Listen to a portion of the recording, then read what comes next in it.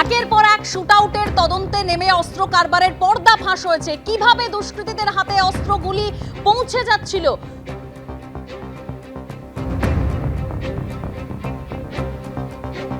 আমি আবারও চলে যাব আমাদের প্রতিনিধি পার্থপ্রতিম ঘোষ আমাদের সঙ্গে রয়েছেন। পার্থ, এই যে দোকানের কর্মী জয়ন্ত দত্ত, যাকে ইতিমধ্যে গ্রেপ্তার করা হয়েছে, আর বাকি তিনজনকে যে গ্রেপ্তার করা হয়েছে, তাদের মধ্যে কি কোনো যোগসূত্র রয়েছে বা আলাপ পরিচয় রয়েছে? মানে কিভাবে এই যোগসূত্র? দেখো, একেবারে দেখো, পুলিশের দাবি তাদের মধ্যে যোগসূত্র রয়েছে এবং সেই যোগসূত্রটা হচ্ছে সেটা হচ্ছে আমরা দোকানের ছবিটি দেখাবো। এই দোকানের যিনি কর্মচারী ছিলেন জয়ন্ত দত্ত, সেই জয়ন্ত দত্তের সঙ্গে বাকি যে তিনজনের গ্রেপ্তার করা হয়েছে তাদের যোগাযোগটা হচ্ছে এই তিনজন হচ্ছে অস্ত্র কারবারি, অর্থাৎ বেআইনি যে আগ্নেয়াস্ত্র রাজ্যের বিভিন্ন জায়গায় পৌঁছে যায়, পাচার হয়, সেটাই কিন্তু তাদের ভূমিকা রয়েছে।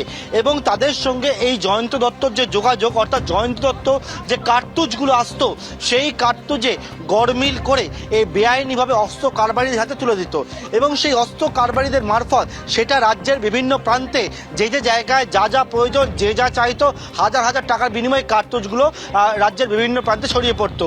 শুট আউটের ঘটনা ঘটেছে, তুমি দেখেছো রাজ্যের একাধিক জায়গায়। সেই জায়গায় একেবারে এনারা এই কার্তুজ নেওয়ার পরবর্তীকালে সেই কার্তুজ কিন্তু হাজার হাজার টাকার বিনিময় সেই কার্তুজ তারা বিক্রি করে দিত। অর্থাৎ বেআইনি অস্ত্র আসতো ভিন রাজ্য থেকে, যেটা পুলিশ বারবার দাবি করে থাকে। কিন্তু সেই বেআইনি অস্ত্রের মধ্যে যে কার্তুজ ব্যবহার করা হয়েছিল সেটা কিন্তু একেবারে এ রাজ্যে অর্ডিন্যান্স ফ্যাক্টরিতে তৈরি। এবং সেই কার্তুজ যখন এই দোকানের নামে অ্যালার্ট হচ্ছে, সেইখানে সে কর্মচারী তিনি কিন্তু হিসেবে গরমিল করছেন, করে সেই কার্তুজ এই বেআইনি অস্ত্র কারবারিদের দিচ্ছেন। সে তার পরবর্তীকালে সেই কার্তুজ পৌঁছে যাচ্ছে রাজ্যের বিভিন্ন জায়গায় ক্রিমিনালদের কাছে। অর্থাৎ এইভাবে হাত বদল হচ্ছে। এবং এক্ষেত্রে যে 190 রাউন্ড কার্তুজ আজকে উদ্ধার হয়েছে, সেই কার্তুজও কিন্তু সেই একইভাবে অর্ডিন্যান্স ফ্যাক্টরিতে তৈরির পরবর্তীকালে সেটা বেআইনিভাবে পাচার করার জন্য রাজ্যের বিভিন্ন জায়গায় যে যেমন টাকা দেবে তার কাছে সেগুলো পাঠিয়ে দেবে এই অস্ত্র কারবারিরা। এই কাজটা করছিল।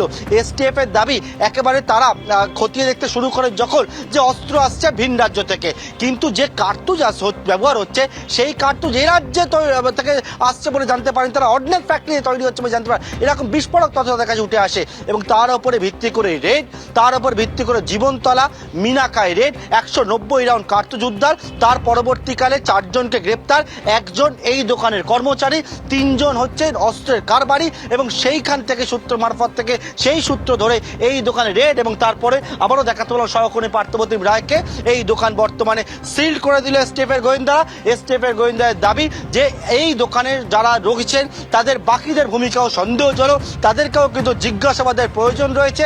এক হচ্ছে জিজ্ঞাসাবাদ এবং আরও তদন্তের জন্য আবারও তারা এখানে আসতে পারেন। তদন্ত এখনও যে প্রাইমারি স্টেজে রয়েছে, সেই জন্য এই দোকান সম্পূর্ণভাবে সিল করে দিলেন এসটিএফের গোয়েন্দারা। এসটিএফের বিভিন্ন অফিসারদের পাশাপাশি এসটিএফের এসপি পদমর্যাদার অফিসাররাও আসেন। আজকে বিকেল 5টা থেকে পৌনে 6টা থেকে তারা এখানে রেড করেন এবং দীর্ঘক্ষণ 3 ঘন্টার ওপর সেই রেডের পরে আমরা দেখলাম একেবারে যে যে কার্তুজ রয়েছে সেই সমস্ত কার্তুজগুলোকে তারা হিসেব দেখেন, রেজিস্টার খাতা দেখেন, বন্দুক দেখেন, সেই সব কিছু দেখার পরে বর্তমানে বিবাদী তুমি আমাদের সঙ্গে থাকো।